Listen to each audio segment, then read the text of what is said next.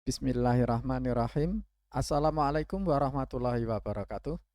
Berikut ini adalah panduan untuk membuat dokumen menggunakan aplikasi LibreOffice. Tepatnya adalah LibreOffice Writer. Mengapa menggunakan LibreOffice? Karena aplikasi ini adalah salah satu aplikasi yang gratis dengan full fitur. Nah, bagaimanakah cara menggunakannya? Pastikan di komputer atau di laptop sebelumnya sudah terinstall aplikasi LibreOffice. Jika sudah terpasang atau terinstall, silahkan tekan tombol Start di pojok kiri bawah, kemudian cari folder LibreOffice. Untuk memulainya, setelah ketemu folder LibreOffice, bisa langsung ditekan di tombol LibreOffice ini atau menuju ke LibreOffice Writer. Kalau di LibreOffice Writer, maka langsung akan dibuka LibreOffice Writer. Saya coba menggunakan LibreOffice yang secara umum. Di sini pilih saja create-nya menggunakan writer dokumen. Ini adalah tampilan dari LibreOffice Writer secara default atau standarnya. Di bagian paling atas ini ada title bar, yaitu baris untuk menempatkan judul. Kemudian di bagian bawahnya ada deretan menu, ini disebut dengan menu bar. Berikutnya, di bawahnya menu bar ada tools bar. Kemudian di samping kanan ini ada sidebar. Ini bisa digeser-geser untuk disembunyikan maupun diluaskan seperti ini. Di sidebar ini ada perintah-perintah yang sering digunakan sehingga mempercepat untuk melakukan penulisan.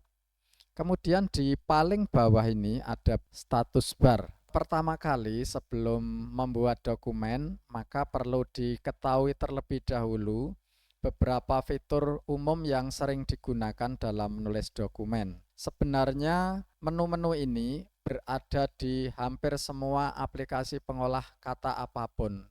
Sehingga walaupun petunjuknya di sini menggunakan LibreOffice Writer, bisa digunakan di hampir semua pengolah kata, misalnya seperti Microsoft Word. Pada menu file, ini kalau ditekan, di dalamnya tersembunyi beberapa submenu, antara lain adalah New. New ini digunakan untuk membuat dokumen baru. Di sini ada banyak pilihan, tetapi kalau ingin menulis dokumen, maka dipilih teks dokumen atau Ctrl N. Kemudian di bawahnya ada submenu Open. Open ini digunakan untuk membuka dokumen yang sudah pernah dibuat sebelumnya. Close ini digunakan untuk menutup dokumen. Kemudian Save atau Ctrl S digunakan untuk menyimpan dokumen. Berikutnya adalah Save As. Save As ini digunakan untuk menyimpan dokumen yang sudah pernah disimpan sebelumnya dengan nama yang berbeda. Oleh karena itu, jika pertama kali akan menyimpan dokumen, gunakan Save As. Jika ingin menyimpan dokumen yang sudah pernah disimpan sebelumnya, berikutnya adalah Export. Export ini digunakan untuk mengekspor. Export ini digunakan untuk mengekspor dokumen dalam format yang berbeda, misalnya PDF. Di sini juga ada pilihan Export As. Ada pilihan mau disimpan dalam bentuk apa. Di sini ada pilihan SPDF dan seterusnya. Berikutnya adalah tombol print atau Ctrl P. Print ini digunakan untuk mencetak dokumen. Jika komputer atau laptopnya terhubung dengan printer, maka untuk memulai pencetakan tekan tombol print. Dan yang terakhir dari subfolder file adalah exit LibreOffice. Tombol ini digunakan untuk keluar dari aplikasi. Aplikasinya semuanya menutup. Geser ke menu edit. Di dalam menu edit ada sub-sub menu yang biasanya digunakan untuk melakukan editing. Antara lain, di sini ada tombol undo untuk membatalkan perubahan data yang dilakukan sebelumnya. Kemudian redo. Redo ini digunakan untuk kembali lagi ke perubahan terakhir.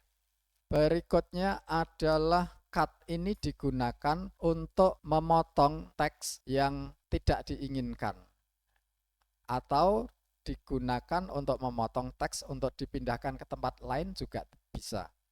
Kemudian copy digunakan untuk menggandakan teks. Kemudian paste atau Ctrl V berfungsi untuk menempelkan hasil dari cut maupun copy di tempat yang diinginkan. Sedangkan paste spesial, di sini ada banyak pilihan. Apakah akan ditempelkan dalam bentuk teks yang tidak diformat atau format khusus. Kalau ingin format khusus, di sini ditekan saja, maka ada pilihan, yaitu format gambar BMP. Insert. Di dalam menu insert ada submenu yang digunakan untuk menyisipkan sesuatu ke dalam teks. Sesuatu itu apa saja? Misalnya adalah page break. Page break ini digunakan untuk memutus halaman atau berpindah ke halaman yang baru. Contohnya seperti ini. Nah, di sini ada 2 halaman sekarang. Ada 2 halaman yang terpisah ketika di page break. Berikutnya adalah insert image. Digunakan untuk memasukkan gambar. Saya ambil contoh misalnya memasukkan gambarnya seperti ini. Pilih gambar yang diinginkan. Saya akan memilih salah satu contoh gambar seperti ini umpamanya, kemudian open. Maka gambar akan masuk ke dalam dokumen yang kita inginkan. Kemudian berikutnya juga bisa memasukkan media. Media ini bisa dari galeri atau dari hasil scan gambar. Silakan nanti bisa dicoba. Dan yang terpenting adalah di sini ada insert shape untuk membuat gambar secara interaktif sesuai dengan kreatif masing-masing penggunanya. Di sini ada beberapa fasilitas menggambar secara mendasar. Silakan nanti bisa dicoba. Kemudian selain itu ada insert text box. Digunakan untuk memasukkan text box ke dalam teks yang sudah dibuat. Contohnya ini saya akan menambahkan keterangan misalnya di sini text box. Berbeda dengan teks biasa karena dengan text box ini bisa diatur, bisa digeser-geser sesuai dengan keinginan. Berikutnya adalah menggunakan insert font work. Font work ini akan menghasilkan teks yang lebih bagus lagi. Contohnya ini, mau menulis model seperti apa, kita bisa memilihnya sesuai dengan keinginan. Umpamanya saya akan membuat tulisan dengan model outline seperti ini, kemudian pilih OK. Maka nanti akan terbentuk tulisan outline seperti yang kita inginkan. Bagaimana cara menggantinya? Tinggal klik 2 kali, kemudian tulisannya diganti.